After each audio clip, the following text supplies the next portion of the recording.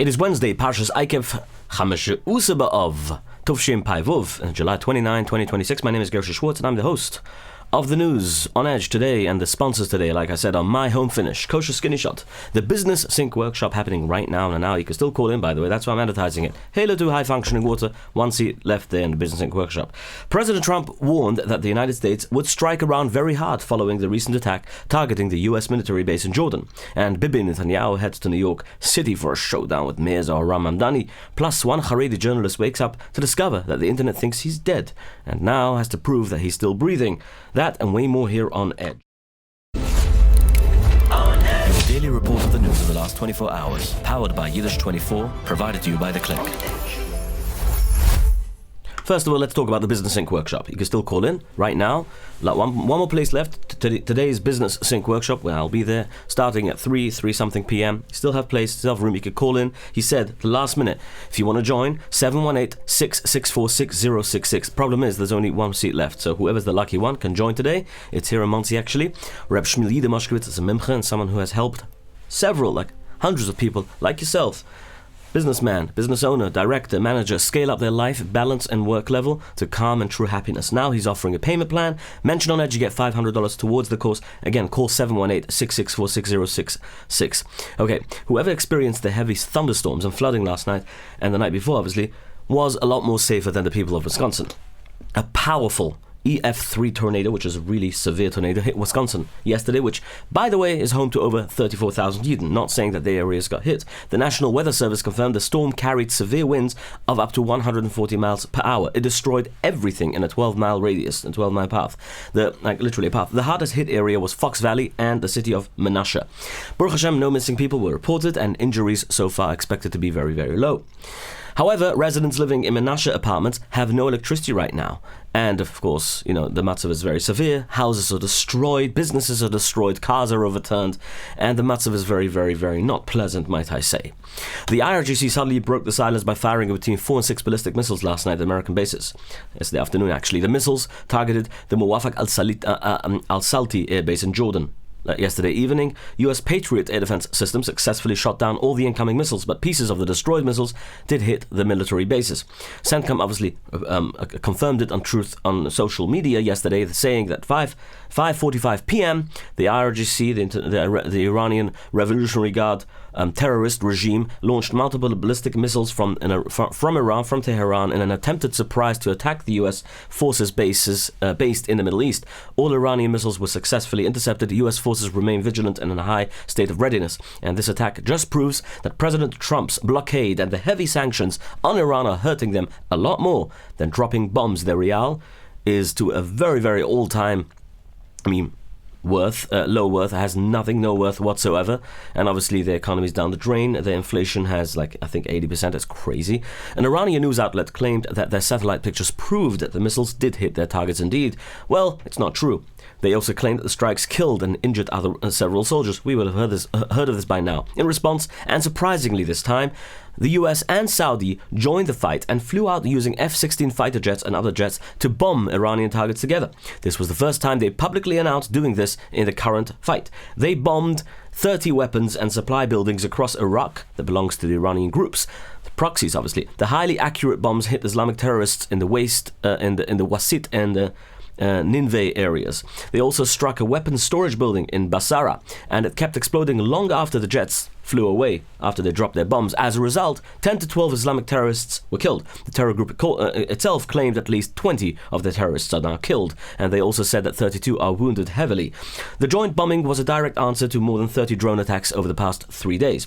Those drones targeted Saudi energy sites, oil ships, Israel, and the US military equipment. Now, equipment belonging to Israel. Aside from fighting back, the US Navy ships are also blocking Iranian ships at the Strait of Hormuz. This is causing a daily gasoline shortage. More than 20 American warships are enforcing what the military calls a steel wall. They are completely stopping business ships from going in or out. That's the blockade. Central Command reports that since late July, the military has forced 18 ships to turn around. They also broke 2 ships and sent soldiers onto others, basically, to take it over. Iran also claimed that it fired at 3 ships in the Strait of Hormuz. Tehran accused accused the ships of traveling on an illegal path, which is basically the new path that they went through Oman. This happened just after they said no to an offer to share control of the water with Oman, obviously. That's after this happened, the Trump government asked Britain and France to join a special security group protecting the shipping lane, but both countries obviously refused. Now, Iran is set to receive its first shipment of Chinese-made air defense weapons in the coming weeks.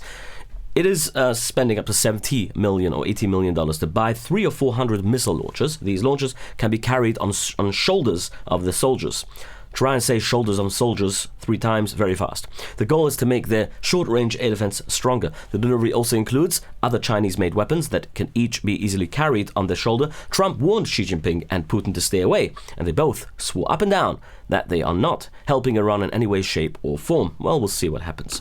Over in Yemen, a war just begun between the Houthi terrorists and the Saudis. They hit another oil ship, the Houthis. 3 terrorists are also currently talking with China about ships traveling in the Red Sea. They're also thinking of charging a fee for ships who want to travel safely on the Bab el-Mandeb Strip. In that very same area, a large business ship traveling through the Red Sea reported hearing an explosion today. People are looking into what happened, but the United Kingdom, the UKMT Operations UKMTO Centre confirmed that the ship and all its workers are very safe. Finally, in the Black Sea, Iran thought about firing heavy missiles with a small bomb at Ukraine ports as a retaliation to the strike that they struck a ship carrying weapons to Iran from Russia. The planned strike was meant to be a direct answer. This was because Ukraine hit an Iranian ship in the Caspian Sea earlier this week, like I said. But as usual with our Iranian friends, all bark and no ballistic. On Israel's northern border, an Israeli military engineering vehicle was hit by an explosion overnight. It happened in the security area in southern Lebanon. The military is checking if Hezbollah drones carrying a bomb caused that blast. That's what's happening right now as we speak. If true, we'll see what happens anyway. In a separate event nearby, the troops shot and killed Shadi Hossein al-Darwish. The military says he walked towards soldiers in a threatening way and he ignored repeated warning shots. That happened... Where did that happen? In Lebanon. On the Israeli northern border it happened. An Israeli military engineer vehicle was hit by an explosion overnight, and it happened in the security area in southern Lebanon. That's where it happened. The military is checking if a Hezbollah drone carrying the bomb caused that blast, like I said. I think I just mentioned that. Anyway, okay. The military is also doing more planned explosions, in tunnels. They're destroying captured Hezbollah weapons across the area underneath the ground. Yesterday alone, obviously, blasts were carried out in 8 different Lebanese villages. Earlier this week, army engineers destroyed a huge underground Hezbollah command center. It was hidden beneath a construction materials factory. Troops cleared out a 3-room tunnel that contained a pit filled with enemy gear. Let's talk about your shades, okay? Because when it comes to shades, you all need to know, you gotta know, that the real reason behind a good, nice living experience is when you have shades to close, but when the shades look nice too. You know, you can have cheap shades, but the problem with cheap shades is that it's either not installed correctly, not measured correctly, many other factors to it. Now, My Home Finish is actually very accessible. They have fast, good service, great service, good quality, and also they are cheaper than 90% of the competitors. Great quality. Heimish Ingelad come down to you, and they serve you, and they serve your property, and they, set up your offices, set up your houses, your tents if you need. Anyway, you can call Affordable Fords today, and good affordable Fords, great quality, premium quality with My Home Finish. By mentioning On Edge, you can get 5 to 10% discount off your order. Call today on 845-372-6613. That again is My Home Finish, 845-372-6613. You can visit info@myhomefinish.com. Info is the email. Visit myhomefinish.com. My Home Finish. Mention On Edge, get 5 to 10% discount. Don't forget. Moving on over to the US, the United States. American Airlines has stopped all of its flights across the entire country. Why? The FAA, which is the authority over the flights, sent out an official warning that the airline is dealing with a nationwide computer system failure. This caused over 400 flights to be cancelled worldwide. The computer issue was eventually solved, but many travelers experienced flight delays and rerouted flights. Okay, now when we talk about your water, obviously, there's a high chance that you're probably going to pick up one from the grocery store and tell me how wonderful, how tasty this water is. You know why I know this? Because you're going to feel hydrated. Because this has a very high chance of making you feel refreshed because it has alkaline, and besides it's alkalinized water, besides the fact that it has a pH level of 9+, it actually seeps into your body and stays and keeps you hydrated. So electrolytes in such weather obviously is the best thing for you, but in general it just keeps you away from all the bugs and viruses flying around. Speaking of bugs and viruses, today is the hearing of Anthony Fauci.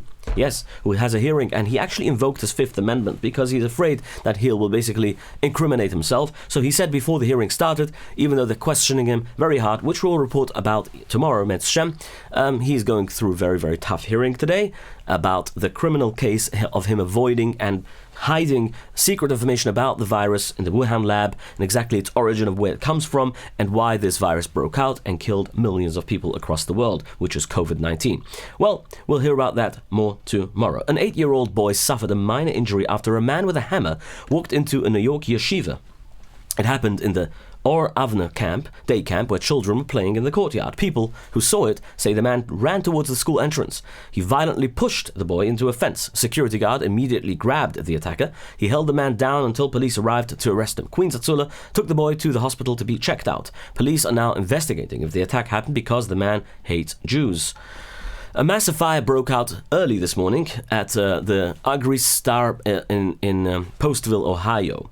It is the largest kosher shechita house in America. The flames were so huge that it was impossible to stop the fire quickly. It burned for several long hours and completely destroyed the entire storage area. The plant is known to many Yidden as Rabashkin. It belonged to Reb Shalom Rabashkin and his family for years. Today it is owned by Reb Gershy Friedman of Montreal. The plant provides jobs for hundreds of Yidden who live there.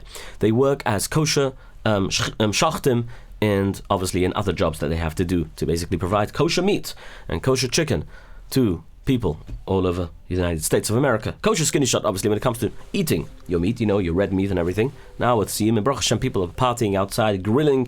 Now the only thing is your brain doesn't know when to stop. And because of all the processed foods of today, so you need some help. And yes, I'm talking to those people who actually could use the help and are actually also going out there getting their Manjaro or Zempic shots. You can get them done, but then you're alone on the water. With Kosher Skinny Shot, they guide you through every step of the way, and you know what's flying. In other words, they take you through a whole trip. They actually follow you through, check your risks. They have doctors on board. Now, you can ask your doctor before you do this, obviously. 845-456-8924. Again, the number is 845-456-8924. I still have the interview about him explaining exactly what this is, and I will put it up as Reframe is broken English. I was waiting because we had the Yiddish one put up, and maybe for you guys on the English one, you'll enjoy it too. Okay, you can still enter the raffle by calling me on 845-671-1775, mentioning your name at Kosher Skinny Shot on Edge, entering the raffle to win a free month with Kosher Skinny Shot on Edge. Moving over to Washington.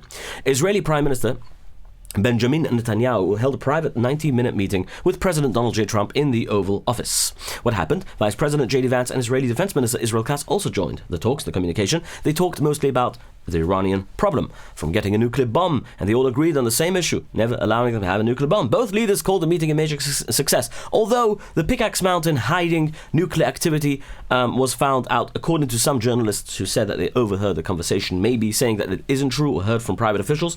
Well, they said that they are actively researching how to make a nuclear bomb. They said that the scientists killed were a major achievement to stop them from achieving a nuclear bomb, but they're still actively trying to do everything they can to attain or something like that. And that's what the two countries completely agree on. That's what they say. On Truth Social, Trump wrote, Prime Minister Benjamin Netanyahu of Israel, along with myself and representatives of other countries, had a very good meeting. Obviously, many important subjects were discussed. During his meeting in Washington, Ukrainian President Vladimir Zelensky also met with Trump. He was there to pay his respects after the death of Senator Lindsey Graham. Trump also posted, quote, "Great honor to meet with President Zelensky of Ukraine. Many things were discussed. The meeting went very well." Zelensky says he asked President Trump to rush a 300 Patriot missiles to defense missiles to Ukraine before the winter. He warned that their backup supply is almost empty, and without them, the country can't stop Russian ballistic missiles from flying into the country. The United States Senate voted to approve Jay Clayton as the new director, like I said yesterday, of National Intelligence. The final vote was 51 to 47.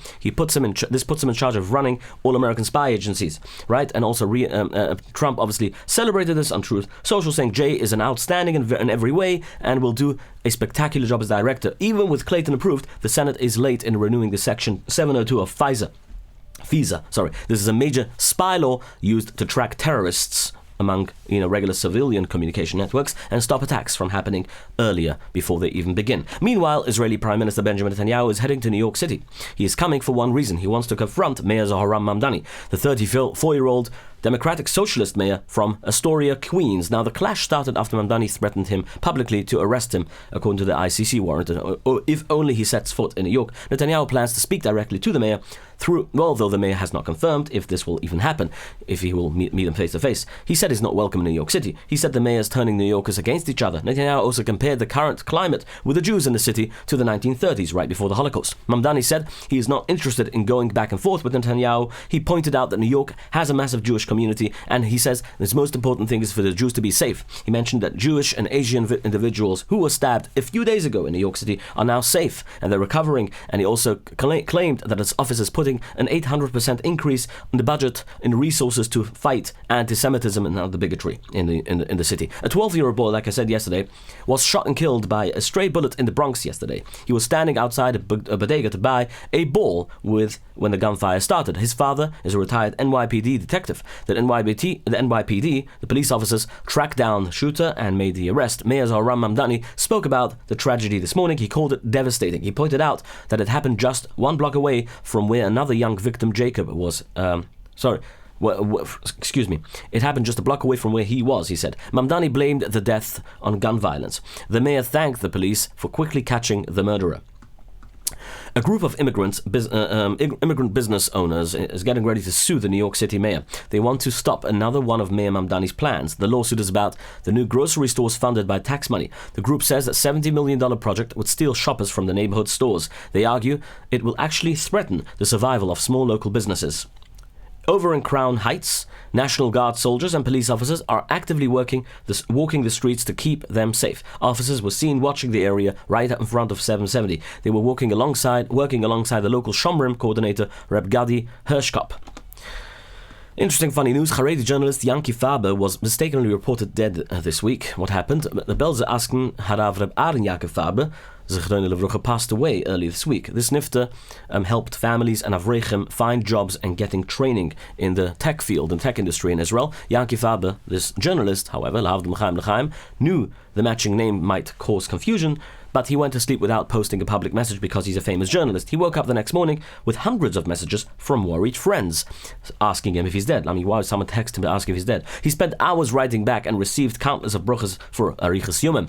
Another journalist made a mistake and printed Yanki Faber's picture right next to the obituary, saying that he actually died. Faber told the publisher that he was alive. The journalist apologized, and Faber called the mistake a great segula for Arichas Yomim. A senior government official even called around to ask when the funeral was. Faber asked everyone to calm down, and he went on Kol Chai radio network to confirm that he's still alive. Okay, why ask Capital Group? Because the answer is yes. 718-831-2168 for your loans for real estate investment. Arrive Express, take a taxi. I need to go to the course right now, and I need to be there in an hour less, actually. So I'm going to call 845-622-1111. 845-254-1111 had I been in Monroe right now, in the palm tree. Prototype if I want to build myself software. You know, once I'm successful and I'm happy, I want to build... I'm joking, I'm already building something. So, yeah.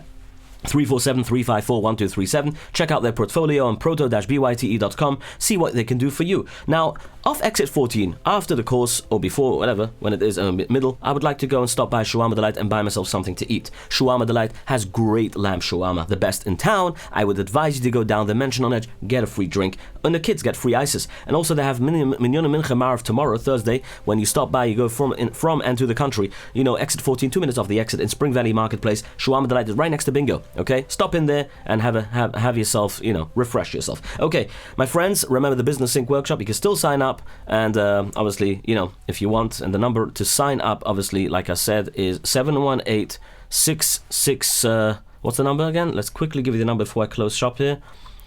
Or you could just listen to the news again and just rewind. That's also another option. You could do this. The Business Sync workshop today is 718-664-6066. Okay. Your daily report of the news of the last 24 hours, powered by Yiddish 24, provided to you by The Click.